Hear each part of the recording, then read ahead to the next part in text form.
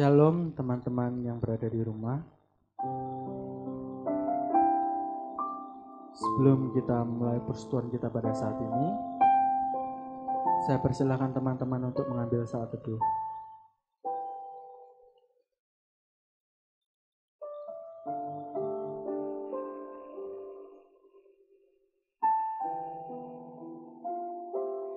Puji syukur karena pertolongan Tuhan, kita masih bisa merasakan kasih karunia Tuhan. Meskipun dalam keadaan saat ini, kita masih bisa beribadah, meskipun di rumah masing-masing. Kita akan memulai persekutuan kita pada saat ini. Kita mau pujikan Permata Hatiku.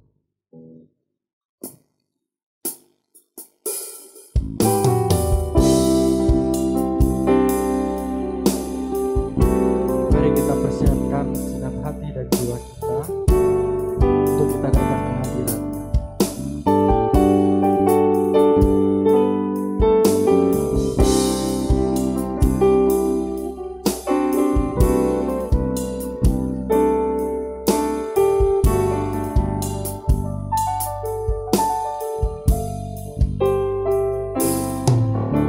Dengan segenap hati dan jiwaku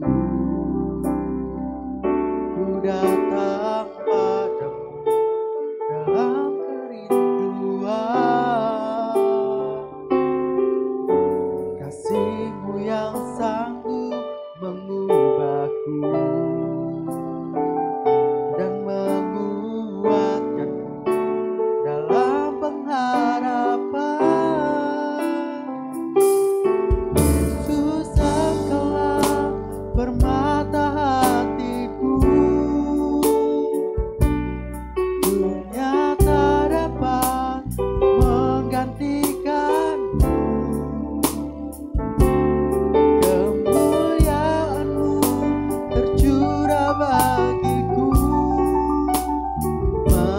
jadikanku indah dan semakin indah bagiku.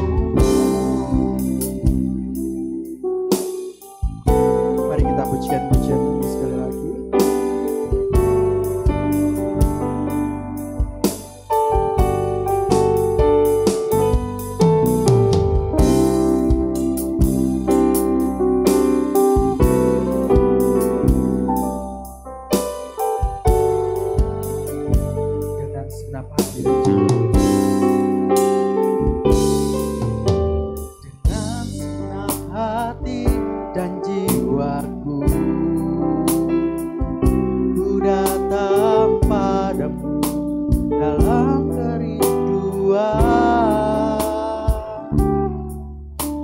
Kasih-Mu yang sanggup mengubahku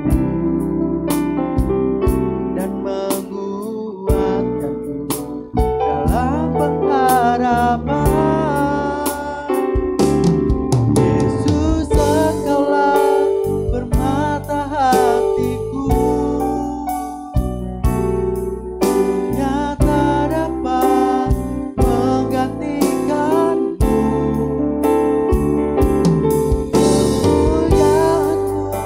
Tercurah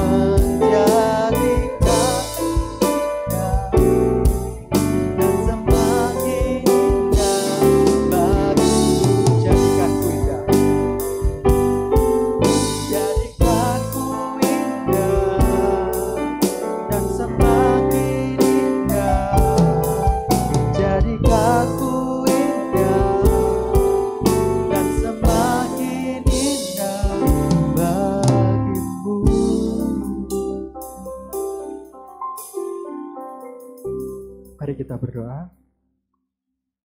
Bapa dalam surga, mengucap syukur Tuhan untuk penyertaan-Mu dalam setiap kehidupan kami. Kami masih boleh merasakan kehadiran-Mu dalam setiap kehidupan kami. Tuhan, dan berkati setiap kami, menolong setiap kami. Biarlah kami boleh beribadah dengan baik saat ini Tuhan. Terima kasih Tuhan, terima kasih Kau menolong setiap kami dari awal, pertengahan hingga akhirnya. Hanya di dalam nama Tuhan Yesus Kristus mengucap syukur dan berdoa. Amin. Tiba saatnya kita akan menaikkan setiap pokok dan syafaat. Sebelum itu kita mau pujikan Lingkup Biku.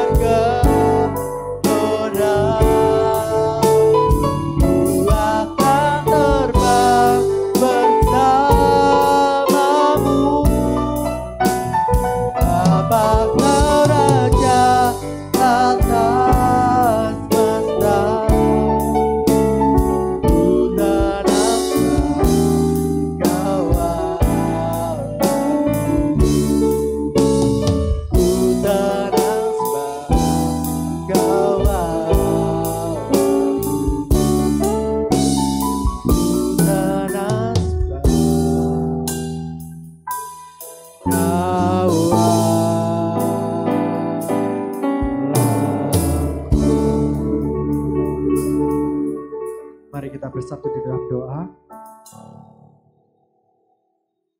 Tuhan, kami ucap syukur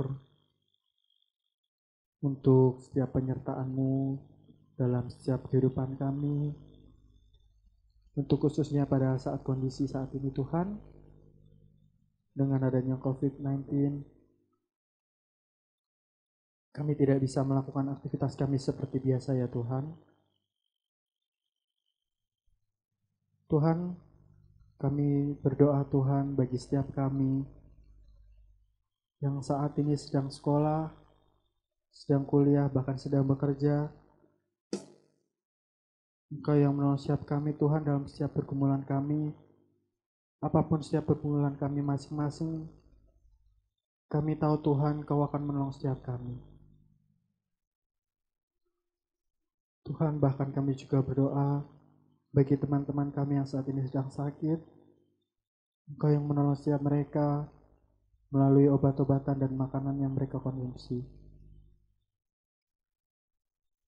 Tuhan, bahkan kami juga berdoa untuk gereja kami di Tulungagung ini Tuhan. Engkau yang menolong Tuhan, biarlah siap kami anak-anak remaja-Mu ini Tuhan boleh menjadi berkat dimanapun kami berada. Kami juga berdoa untuk bangsa dan negara kami Tuhan, bahkan pemerintahan Tuhan, dari tertinggi sampai yang terendah. Engkau yang menolong setiap mereka semua Tuhan dalam mereka menjalankan setiap tugasnya. Kami percaya Tuhan, Engkau yang akan menolong setiap pemimpin kami Tuhan. Biarlah Indonesia ini Tuhan menjadi negara yang lebih baik Tuhan ke depannya. Engkau yang menolong apapun Tuhan yang menjadi setiap pergumulan dalam mereka menjalankan tugasnya. Engkau yang melancarkan mereka semua Tuhan. Terima kasih Tuhan, terima kasih.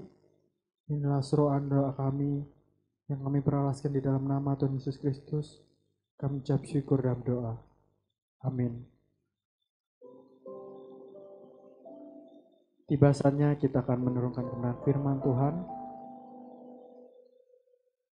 Sebelum itu kita mau pujikan pujian percaya bukan karena melihat.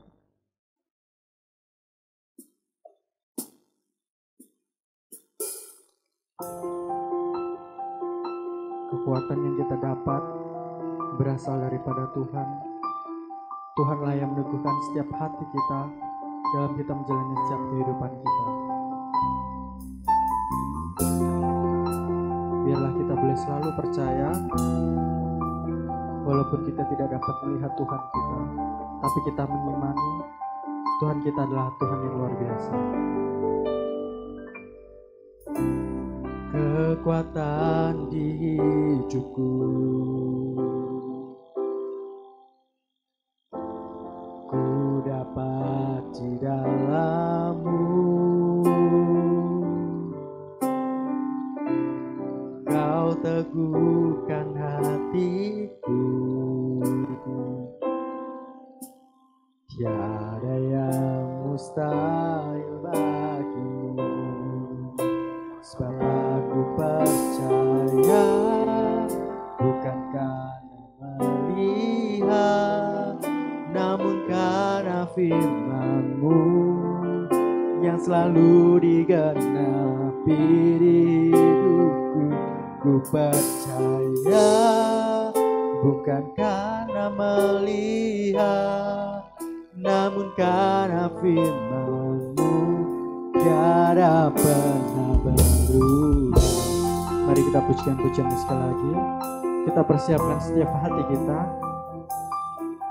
Bila setiap kebenaran firman Tuhan boleh tertanam dalam setiap hati kita. Kekuatan yang hidup. Kekuatan di hidupku,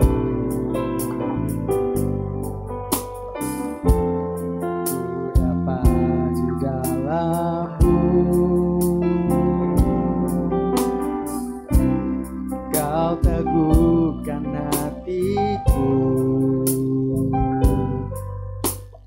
tiada yang mustahil bagimu. Selalu percaya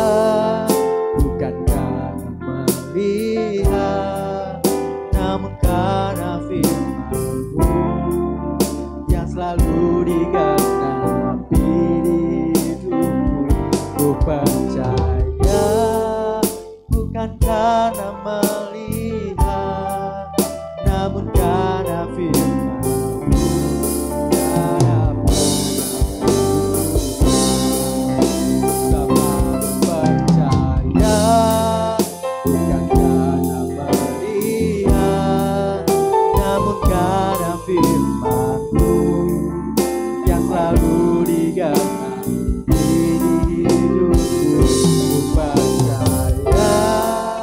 bukan karena melihat, namun karena firman-Mu tiada pernah berubah.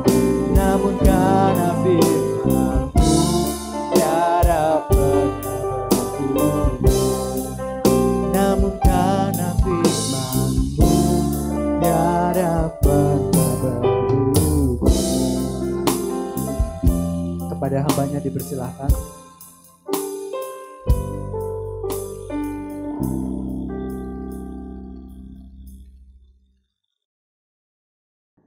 Shalom saudara-saudari, rekan-rekan pemuda remaja yang terkasih di dalam Tuhan Yesus Kristus. Senang sekali kita dapat bertemu kembali, kita dapat bersekutu kembali. Tiba waktunya kita akan bersama-sama merenungkan kebenaran firman Tuhan. Mari dengan penuh kerendahan hati kita berdoa meminta pertolongan daripada Tuhan. Mari kita berdoa. Terima kasih ya Tuhan, besar kasih setia, penyertaan dan pertolongan-Mu dalam kehidupan kami. Kami sangat mengucap syukur ada kesempatan di mana kami boleh bersama-sama bersekutu. Kami telah memuji Engkau, kami telah memuliakan Engkau. Tiba waktunya dengan penuh kerendahan hati kami akan merenungkan kebenaran firman-Mu. Jamalah, berkatilah dan sertailah kami ya Tuhan, sehingga kami benar-benar boleh hidup mengasihi Tuhan dengan sungguh-sungguh dan hidup mengutamakan Tuhan. Di dalam nama Tuhan Yesus Kristus, Allah kami yang hidup, kami berdoa dan mengucap syukur. Amin. Teman-teman yang terkasih di dalam Tuhan Yesus Kristus, saya percaya bahwa setiap kita pasti pernah mengalami satu keadaan yang benar-benar terpuruk, satu keadaan yang benar-benar kesusahan, satu keadaan yang benar-benar mungkin menyakitkan, menyedihkan, dan teman-teman yang terkasih di dalam Tuhan, keadaan tersebut membuat kita terkadang kehilangan arah, putus asa, bahkan frustasi. Tapi bagi setiap kita yang sudah di dalam Tuhan, keadaan tersebut seharusnya tidak membuat kita putus asa, membuat kita frustasi, membuat kita meninggalkan Tuhan, tapi membuat kita semakin bergairah di dalam Tuhan. Dan keadaan tersebut tidak akan membuat kita hancur jika kita benar-benar tahu kepada siapa kita harus berlari, kepada siapa kita harus mencari pertolongan. Mari bersama-sama kita membuka satu bagian kebenaran firman Tuhan. Kita akan belajar dari salah satu tokoh Alkitab di mana dia boleh benar-benar mengandalkan Tuhan ketika dia dalam keadaan benar-benar terpuruk. Mari kita membuka di dalam Yesaya pasal yang ke-37. Yesaya 37 ayat yang ke-14 sampai ayat yang ke-15. Yesaya pasal 37 ayat 14 sampai ayat yang ke-15. Saya akan membacakan bagi kita semua. Demikianlah firman Tuhan. Hizkia menerima surat itu dari tangan para utusan, lalu membacanya. Kemudian pergilah ia ke rumah Tuhan dan membentangkan surat itu di hadapan Tuhan. Hizkia berdoa di hadapan Tuhan. Teman-teman yang terkasih di dalam Tuhan Yesus Kristus, mari sejenak kita boleh memperhatikan bagaimana kehidupan seorang Hizkia ini. Di dalam pasal yang ke-36 ayat yang pertama, saya akan membacakan secara sepintas.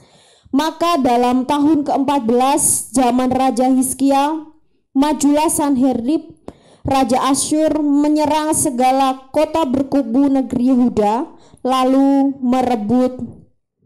merebutnya. Teman-teman, Alkitab mengatakan di dalam Yesaya pasal yang ke-36 ayat yang pertama tadi, bagaimana keadaan Raja Hizkia pada waktu itu. Dia dalam kondisi yang sedang terjepit, dia dalam kondisi yang tidak baik Karena apa? Karena kepungan musuh, yaitu Raja Sanherib. Bagaimana kita bisa mengerti keadaan dan situasi yang sedang dihadapi oleh Raja Hizkia? Dia menghadapi kepungan dari musuh.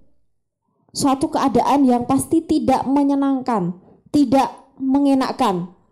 Di tengah situasi yang genting tersebut, Raja Hizkia pun mengoyakkan pakaiannya dan menyelubungi diri dengan kain kabung, lalu bersegera masuk ke rumah Tuhan.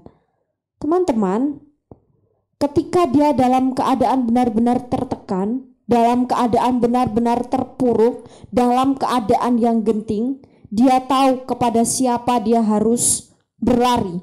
Dia tidak berputus asa. Dia tidak meninggalkan Tuhan dengan mencari pertolongan kepada yang lain, tapi dia berlari ke rumah Tuhan. Hizkia tahu benar kemana harus berlari meminta pertolongan dan perlindungan. Di rumah Tuhan inilah Hizkia mendapatkan janji firman Tuhan yang menguatkan, meneguhkan, dan memberi pengharapan yang pasti. Mari kita boleh sejenak membuka di dalam Yesaya 37 ayat yang ke-33 sampai yang ke-35. Yesaya 37 ayat 33 sampai 35. Ia tidak akan masuk ke kota ini dan tidak akan menembakkan panah ke sana. Juga ia tidak akan mendatanginya dengan perisai dan tidak akan menimbun tanah menjadi tembok untuk mengepungnya. Melalui jalan dari mana ia datang, ia akan pulang, tetapi ke kota ini ia tidak akan masuk. Demikianlah firman Tuhan, dan aku akan memagari kota ini untuk menyelamatkannya, oleh karena aku dan oleh karena Daud hambaku. Teman-teman, seperti yang sudah tadi saya katakan bahwa ketika Hizkia lari ke rumah Tuhan, dia memperoleh kekuatan, dia memperoleh peneguhan, dan dia mendapat pengharapan yang pasti.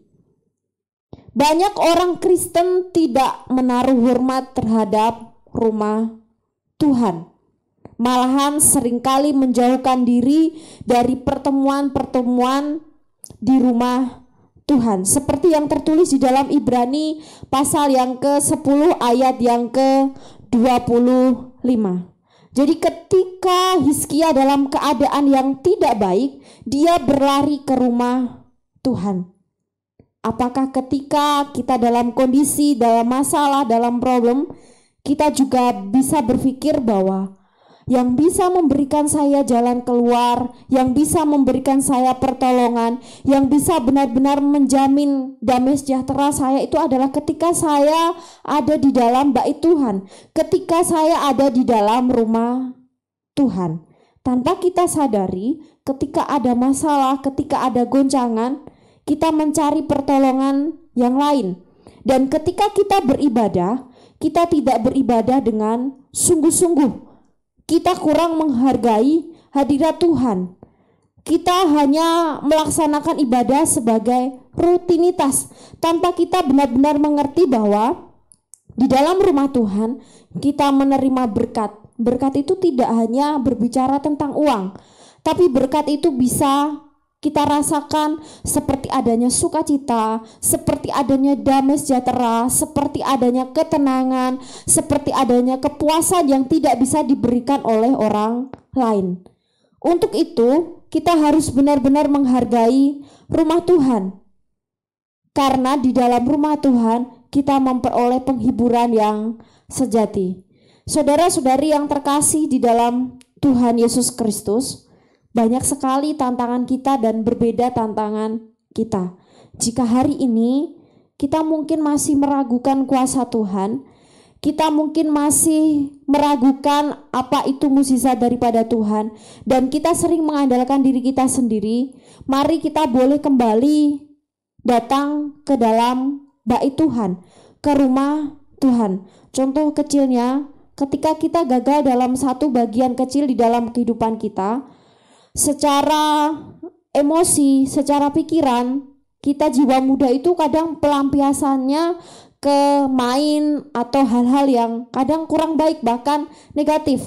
Nah, kita perlu memperbaiki hal tersebut, karena yang perlu kita koreksi sebenarnya adalah hubungan kita dengan Tuhan. Kita perlu waktu untuk datang kepada Tuhan, di mana di situ ada janji yang mulia, ada janji yang baik, ada janji yang tidak hanya sekedar janji. Hizkia tahu ketika ada serangan, ketika ada kepungan dari musuh, dia berlari kepada Tuhan. Dia mengoyakkan jubahnya, benar-benar merendahkan diri di hadapan Tuhan, dan dia menerima janji yang indah daripada Tuhan. Di dalam Alkitab pun jelas bahwa janji Tuhan itu ialah iya dan amin. Untuk itu, mari bersama-sama kita boleh mengkoreksi setiap kehidupan kita. Kita tidak perlu membanding-bandingkan dengan orang lain. Kita hanya perlu introspeksi, kita hanya perlu datang kepada Tuhan, supaya kita yang mungkin hari ini kosong, hari ini tidak bersemangat, hari ini hilang pengharapan, kita boleh dikuatkan dan dipulihkan oleh Tuhan kembali. Mari bersama-sama kita berdoa. Terima kasih ya Tuhan untuk firman kebenaran yang boleh kami dengarkan pada saat ini. Tuhan, jamalah setiap kami dengan tangan-Mu yang penuh dengan kasih. Ya Tuhan, hari ini kami yang berbeban berat, hari ini kami yang menanggung masalah, hari ini kami yang menanggung pergumulan. Di dalam nama Tuhan Yesus Kristus kami mau menyerahkan semua ke dalam tangan-Mu. Ya Tuhan, berkatilah kami dan ampunilah kami, karena seringkali kami tidak mengandalkan Engkau dengan sungguh-sungguh, kami tidak mencari Engkau dengan sungguh-sungguh, tapi melalui kebenaran firman-Mu kami diingatkan bahwa kami perlu benar-benar mengintrospeksi diri kami perlu benar-benar mencari Tuhan, kami perlu benar-benar hidup takut akan Tuhan, sehingga kehidupan kami meskipun ada goncangan, meskipun ada tantangan, tidak membuat kami gentar, tapi membuat kami tetap bersuka cita, karena kami tahu bahwa kami berjalan bersama Tuhan yang memberikan kekuatan dan penghiburan. Terima kasih ya Tuhan, di dalam nama Tuhan Yesus Kristus kami berdoa dan mengucap syukur. Amin. Demikianlah firman Tuhan. Terima kasih kepada rekan-rekan sekalian. Silakan mengambil waktu teduh sejenak.